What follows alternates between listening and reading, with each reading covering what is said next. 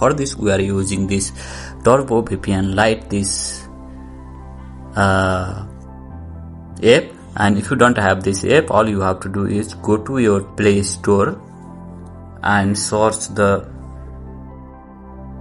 Turbo VPN Lite, and you will see this app and download it and then open the app.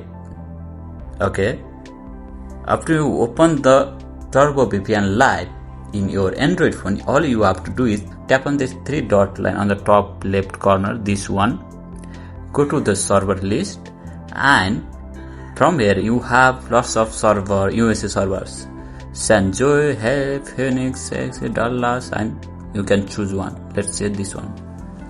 It's connecting and my network is already connected to USA server.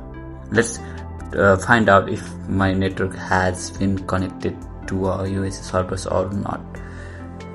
Go to the Google and search what is my IP and go to this website, and it will detect your IP. Let's say it's detecting, and you can see I am currently connected to a USA server completely for free. So I hope you like this video. If you like the video.